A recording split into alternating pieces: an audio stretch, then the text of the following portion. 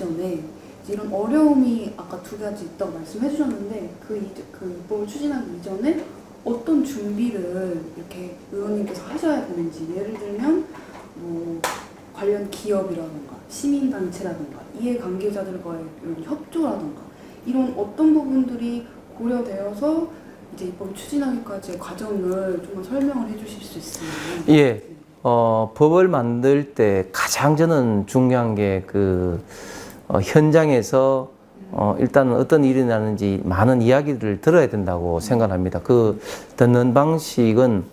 뭐 여러 가지가 있겠는데 뭐 기업이나 단체나 이런 부분도 있겠지만 또 언론을 통해서도 많은 또 이야기를 듣고 그 언론을 통해서 이야기 들은 것들을 또 해당 당사자들한테 직접 또 만나서 다시 한번 점검도 해보면서 특히 관련 어떤 공무원, 해당 부처 공무원들의 이야기도 많이 들어봐야 됩니다. 왜냐하면 해당 공무원들이 그 분야의 좀 전문가로서 이때까지 안 되었던 뭐 어떤 제도적인 이유도 있을 수가 있고 또 예산적인 이유도 있기 때문에 반드시 공무원들의 이야기도 많이 좀 들어보고 또한 동료 국회의원들하고도 또 이야기를 좀 들어봐야 된다고 생각합니다. 저는 법을 만들 때 그런 측면에서 고민 끝에 어떤 특정 계층, 특히 어떤 특정 정당에 이런 어떤 뭐 도움이 되는 이런 걸 떠나서 우리 대한민국의 어떤 미래에 정말 어떤 어려운 어떤 분들을 위해서 그리고 우리 미래의 어떤 성장 동력을 위해서 필요한 것인 것을 파악하면서 특히 사회 경제적으로 어떤 앞으로 변화가 있을 것인지 예측을 해 가면서 입법을 해야 된다고 생각하는데, 예를 들면 조금 전에 우리 김 회장하고 있지만 지금 미디어 환경이 이렇게 급변하는 상황 속에서 저는 정보통신법 내지는 또 전기통신법도 많이 개정안을 내서 그중에 통과된 것도 있고 통과되지 못한 것들도 있습니다. 예를 들면 통과되지 못한 것 중에 좀 안타까운 게 이런 것들이 있습니다. 지금 쩌양 사태로 우리가 봤듯이 굉장히 지금 사이버 레카 같은 이런 사이버상의 어떤 협박 공갈하고 그걸 통해서 수익을 창출하고 또 조회수를 높이려고 하는 사람들이 어마어마하게 많이 있습니다. 그리고 작년 같은 경우에는 내가 뭐 살인하겠다고 예고를 한 거라든지 또 뭐 자살하는 그런 어떤 커뮤니티라든지 이런 것들이 사회적으로 엄청나게 해악을 끼치는 것임에도 불구하고 그걸 사실 단속하는 게 사실 쉽지 않습니다. 이걸 단속하는 기관이 방송통신심의위원회 방심이라는 기관이 있는데 이게 쉽지 않습니다. 왜냐하면 이게 워낙 많으니까 실질적으로 쉽지도 않고 또 그걸 발견한다 할지라도 그런 걸 하나하나 다 통제를 해버리면 또 국민들의 어떤 표현의 자유의 문제도 있기 때문에 결코 쉽지가 않은 상황이기 때문에 지금 이제 EU 같은 경우는 DSA법, 즉 디지털 서비스 액트에서 이제 일정 부분 문제가 있는 어떤 포털 같은 경우에 좀 아주 센 과징금을 EU 차원에서 매기는 식으로 지금 하고 있는데 저는 우리 대한민국도 저는 그런 방향으로 좀 해야 된다고 봅니다. 왜냐하면은 방심위에서 그런 것을 조사하기도 쉽지만 아니라 조사를 해서 어느 정도 페널티를 한다 하더라도 사실 사이버 레카 같은 경우는 그런 거를 두려워하는 사람들이 아니니까. 그런데 이번에 쩌양 그 사이버 레카들 예를 들면 구제익이라든지 뭐 전국진이라든지 뭐 클리어 사례도 봤듯이 유튜브에서 그 채널을 끊어보니까 다 사과하고 그렇잖아요. 그러니까 지금 이런 시대에는 정부가 일일이 통제하는 것보다는 그런 포털의 자율성을 주면서도 잘못된 게 있을 때는 과감하게 좀 통제하는 것들이 필요하기 때문에 그런 내용으로 전기통신법 개정안을 내는데 좀 통과가 안 된 면이 있습니다. 그래서 결론적으로 이 입법을 할 때 해당 당사자, 기업들 그리고 공무원들 이야기도 많이 들어야 하지만 또한 앞으로 우리 사회가 어떻게 그리고 기술이 어떻게 변화할 것인가도 좀 예측을 해보면서 입법을 하는 것이 꼭 필요하다고 생각합니다. 요즘 최근에도 그 AI 기능들을 통해서 이제는 예를 들어서 홍석준 의원님이면 홍석준 의원님의 목소리를 AI가 딥러닝을 통해서 그냥 똑같이 그냥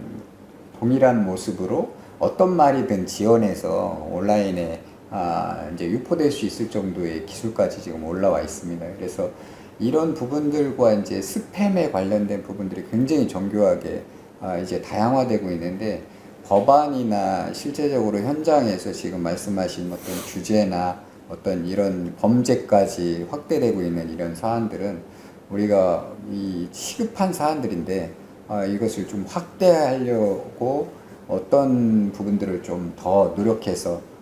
가야 될지, 그리고 실제적으로 현장에 적용시키기 위해서는 어떠한 강력한 법률들을 어디에서 좀 더 다루어서 공조가 돼야 될지, 이런 혹시 의견이 있으십니까? 예, 김 의원께서 말씀하신 이런 어떤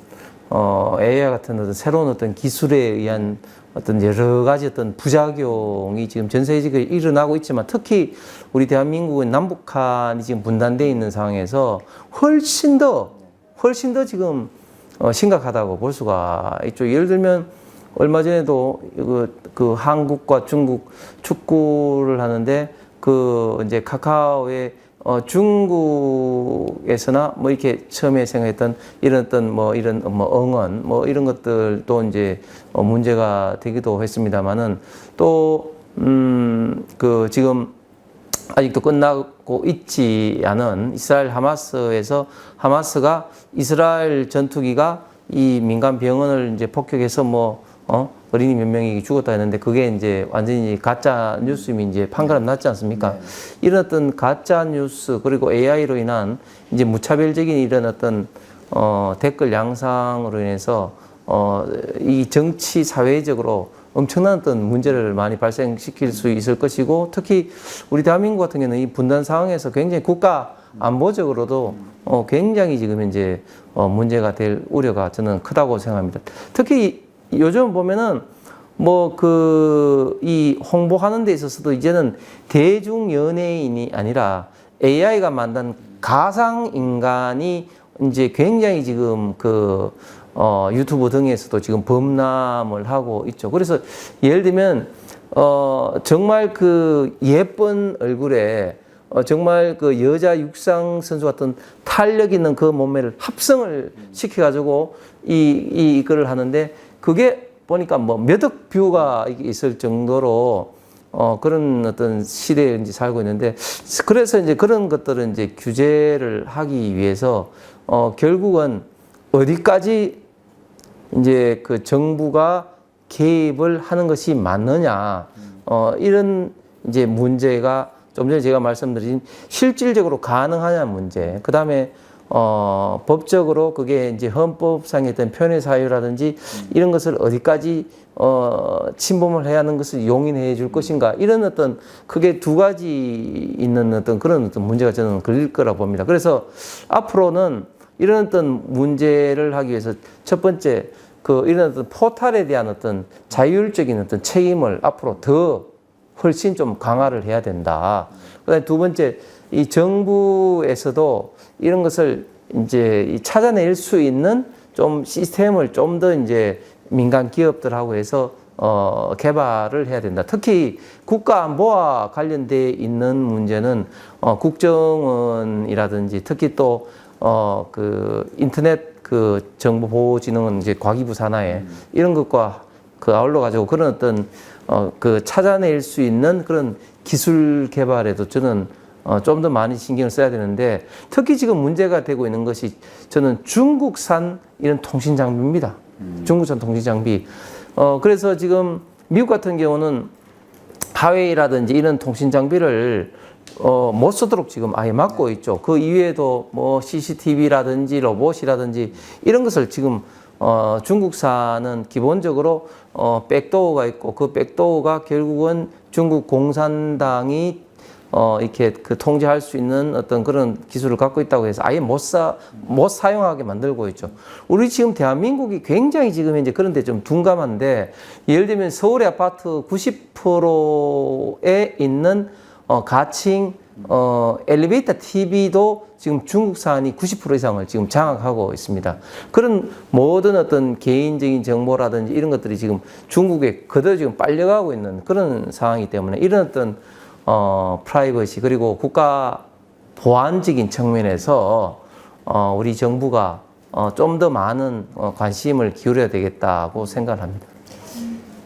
그리고 또 한 가지 더 질문 드리고 싶은 것은 요즘 이제 글로벌 경쟁화 시대에 돌입하면서 일개 개인의 기업들이 우리나라 국가 예산을 넘어설 정도의 1,000조 이상 되는 기업들이 이제 속출하고 있는 상황들인데 어떻게 보면은 하나의 기업들이 국가 권력을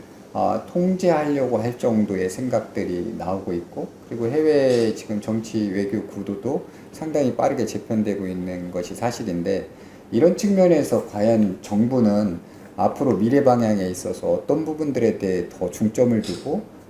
이제 국가 산업을 성장시켜야 하느냐 그리고 정치 외교도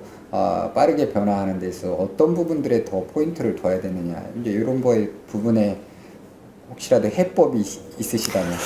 지금 우리 대한민국은 정말 그 저출생 고령화의 큰 위기에 있는데 그나마 그래도 이렇게 버티는 것은 삼성이나 현대차나 SK 같은 어떤 그런 글로벌 기업이라고 생각을 하는데 그럼에도 불구하고 또한 그런 어떤 글로벌 기업이 가지고 있는 또 문제점도 분명히 좀 있죠. 기업 어떤 구조, 어떤 지배했던 문제라든지 또 그런 어떤 글로벌 기업의 어떤 영향력이 좀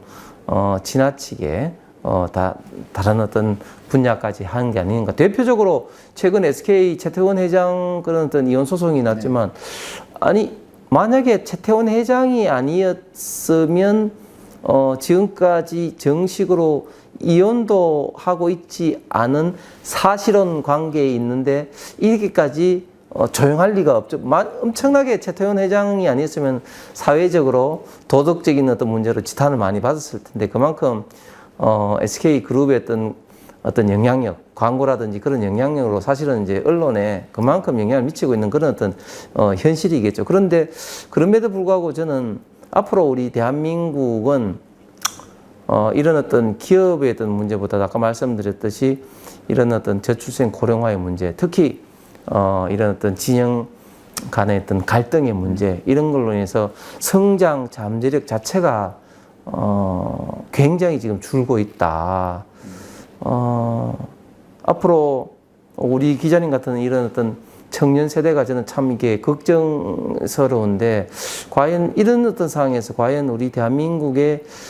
위상이 앞으로 어떻게 될 것인가. 지금 2024 파리 올림픽에서 우리가 143명 선수단인데 이 선수단이 지금 1976년 몬트리올 선수단으로 지금 줄 정도로 지금 선수단이 줄었고 이런 것들이 저는 국가의 어떤 위상을 반영한다 보는데 앞으로 이런 어떤 상황에서 우리 대한민국의 어떤 국가적 위상을 청년 세대에 어떻게 유지하고 어떤 국민의 어떤 삶의 질을 어떻게 유지할 것인가 이 문제는 지금 세대가 결정하지 않으면 저는 절대 안 된다. 예를 들면 어떤 연금 문제라든지 여러 가지 어떤 고용 관계라든지 이런 문제를 해야 되는데 그런데 이런 것을 궁극적으로 해결하기 위해서는 결국은 국회에서 입법적으로 해결해야 되는데 지금 보시는 것처럼 국회는 완전히 그 이재명 대표 어떻게 보면 방탄으로 윤석열 정권을 끌어내기 위해서 뭐 탄핵 청문회다 뭐다 해가지고 지금 완전히 지금 난장판이 되고 있고 이런 국회의 난장판이 어떤 국정마비, 부처마비로 돼가지고 좀 전에 이야기 나누었던 이런 업무는 이제 방송통신위원회가 해야 되는데 완전히 지금 방송통신위원회가 완전히 방송통신위원장이 이동관, 김홍일, 이동관 6개월, 김홍일 위원장 3개월, 지금 이진숙 후보자는 지금 3일 동안이나 하고 있고 이렇게 되니까 실질적으로 그 밑에 있는 방통위의 공무원들이 지금 일을 할 수가 없는 그런 상황입니다. 그렇기 때문에 우리 대한민국의 미래를 위해서는 참으로 걱정스러운 현실이 지금 국회에서 지금 벌어지고 있다고 봅니다. 개인적으로 지금 묻고 싶은 거 하나는 이제 21대 국회가 이제 끝이 났는데 앞으로의 의원님의 어쨌든 계획이라던가 이제 당 차원에서 이제 조금 더 많이 일을 하실 수 있는 위치에 계신 것 같은데 어떤 것을 이제 어떤 일을 하실지 계획하시고 계시는 게 있는지 아니면 그 방향성에 대해서 예, 저는 지금은 당분간 이제 좀 방송에 좀 많이 지금 나가서 좀 다양한 어떤 정치 경제 분야에 대한 이야기를 지금 하고 있고 그리고 이제 지금 윤석열 정부 기간 동안 정부에서 어느 곳에 가든지 좀 일을 좀 할 수 있는 기회가 지금 오지 않을까 그래 예측을 좀 하면서 그러면서 이제 앞으로 우리 대한민국의 미래를 위해서 제가 좀 할 수 있는 일을 뭐 앞으로 국회에서도 그렇고 대구에서도 그렇고 또 중앙정부에서도 그렇고 다양한 일을 좀 찾아 보려고 지금 하고 있습니다. 네. 지방 언론들과 이제 지금 중앙에 있는 언론들의 또 급격한 차이들이 지금 많이 나고 있거든요. 그러니까 취재를 하지 않고 그야말로 이제 보도 자료만 받아서 쓰고 있는 이 언론사들도 생각보다 많은 굉장히 많죠. 현실이죠. 근데 과연 이 1인 미디어의 적용 범위와 그리고 지금 말씀드린 것처럼 직접적으로 취재가 이루어지지 않고 거의 보도 자료성으로 운영되고 있는 이 언론사들을 어디까지 우리가 이게 묵인해야 되느냐,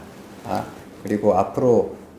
이 언론의 그 방향들은 어떻게 좀 조정돼야 되나, 이거 많은 숙고가 필요한 파트 중에 하나인데 굉장히 이 미디어는 중요하지만 지금 어떻게 보면 25,400개의 언론을 등록해 놓고 실제적으로 운영하지 않고 있는 언론사, 그리고 말씀드린 것처럼 언론의 기능을 제대로 하고 있지는 않는 언론사들, 이 어떻게 보면 언론도 나라에 비해서는 포화 상태가 아닌가 싶기도 하거든요. 이런 문제들은 자발적으로도 정리가 분명히 돼야 되겠지만 정부 차원에서도 이런 거에 대한 방향은 분명히 있어야 되지 않나. 굉장히 좀 중요한 문제를 지적하시는데 사실 언론이 정부의 뭐 그 4대 부처다. 네. 입법, 행정, 사법, 그 다음에 이제 언론이라고 이야기를 하고 있고 특히 자유민주주의에서 국민의 여론을 결집시키면서 나라의 어떤 국가의 방향을 결정하는데 사실은 굉장히 중요한 공기임에도 불구하고 때로는 이런 어떤 공기가 엄청난 잘못된 칼이 돼서 뭐 개인이나 뭐 기업이나 뭐 등등의 엄청난 피해를 입히고 있는 것도 사실이지 않습니까? 지난번에 뉴스타파 같은 경우 대선에 개입을 해서 대선의 여론을 조작하려고 노력도 했고 또 서울의 소리처럼 완전히 그 특정 어떤 진영을 위해서 영부인 어떤 몰카 공작을 서슴지 않는 그런 언론도 지금 있는 것이 좀 사실인데 인터넷 미디어가 그 허용이 된 게 이제 노무현 대통령 때부터 이제 허용이 되죠. 그래서 그 이전하고 또 완전히 지금 인터넷 언론이 이제 다른데 사실 인터넷 언론이 설립하기가 사실은 좀 너무 쉽기 때문에 너무 많은 인터넷 언론들이 좀 생겨났고 근데 이게 또 이게 통제를 하려고 하면 또 이제 헌법상에 또 표현의 자유라는 또 그런 면이 좀 걸리는데 방금 김 회장님께서 말씀하신 어느 정도의 기준이 저는 당연히 필요하다 보고 이거는 국가적인 기준도 필요하지만 언론 내부의 어떤 정화 차원에서도 저는 좀 필요하다고 보고 좀 그런 것들이 좀 많이 좀 사회적으로 좀 논의가 좀 되었으면 좋겠어요. 그리고 설립할 때 기준도 지금보다 조금 더 기준이 좀 엄격해야 되지만 특히 잘못 보도됐을 때 그런 것도 분명히 좀 사회적 좀 책임을 좀 지도록 해야 되는데 그렇다고 해서 지난번 2022년도에 민주당이 발의했던 언론중재법이라고 해서 뭐 오보나 이렇게 됐을 때 손해배상이 뭐 50배를 언론사가 들어가 이거는 언론을 좀 지나치게 위축을 시킬 가능성이 있기 때문에 그렇지만 잘못된 오보에 대해서는 어느 정도 어떤 또 책임을 지는 이런 걸 통해서 언론의 좀 자율적인 정화작용이 일어날 수 있는 시스템이 꼭 필요하다고 봅니다. 참 언론은 이제 대형 언론사들 외에 이제 많지 않은 인원을 가지고 이제 취재에 임하게 되는데 수사기관이 아니기 때문에 정보에 대한 데이터들을 받기가 어려운 면들도 상당히 많습니다. 그렇기 때문에 최선을 다해서 객관성을 가지려고 이제 노력을 하는 언론사들도 이제 많이 있고 또 반면에 편향적인 시각을 가지고 어떻게 보면은 로비에 의해서 써지는 보도들도 상당히 많죠. 그렇기 때문에 정보에 대한 데이터를 어디까지 우리가 올바른 정보로 볼 것이냐에 대한 문제는 지속적으로 저희가 토론이 이루어져야 되고 그것에 대한 가이드들이 그래도 갖춰져야 되지 않나라는 생각을 하고 있습니다. 그리고 이번 이제 9월에 발표를 그래도 네이버 재평이 시스템을 통해서 발표를 하겠다고 얘기들을 하고 있지만 지금 수많은 언론들 운영하고 있는 그 시스템에서 과연 그러면 대형화된 언론들은 편향적이지 않느냐, 그리고 대형화된 언론들은 중립성을 잘 지키고 있느냐, 그리고 광고에 대한 부분도 잘 지켜가고 있느냐, 그래서 언론의 균형점인 정론 보도에 대한 개념의 균형을 대형화되는 언론들도 잘 준행하고 있느냐, 이런 부분들에 대해서 좀 정부 차원에서도 그리고 또한 각 방송이나 언론 미디어의 협의체에서도 많은 개선점들이 지금 필요해 보입니다. 맞습니다. 예, 오늘 우리 홍석준 의원님 모셔서 좀 다양한 주제로 이렇게 대화할 수 있는 시간을 가졌는데요. 이렇게 구독자 여러분들과 그래도 이제 하나하나씩 우리 의원님들 모시고 앞으로 정책에 대한 부분들, 그리고 앞으로 풀어가야 될 많은 숙제들, 그리고 각자마다 의원님들께서 가지고 있는 그런 생각과 그 의견들을 이렇게 서로 소통을 통해서 지속적으로 독자들에게 알릴 수 있는 그런 시간을 갖도록 하겠습니다. 오늘 이렇게 나와주셔서 너무 감사합니다. 감사합니다. 예, 안녕하십니까. SNS JTV 시청자 여러분 반갑습니다. 항상 저와 함께 국회에 있을 때 다양한 행사와 다양한 또 좋은 의견을 많이 나누어 주신 우리 김용두 회장님과 우리 시청자 여러분들께 감사의 말씀을 드립니다. 우리 대한민국 현재 여러 가지 정말 도전받는 과제들이 많이 있습니다. 우리 시청자 여러분들께서 함께 고민해 주시고 그리고 함께 해법을 마련을 같이 해 주셨으면 좋겠습니다. 저도 항상 함께 열심히 응원하도록 하겠습니다. 감사합니다.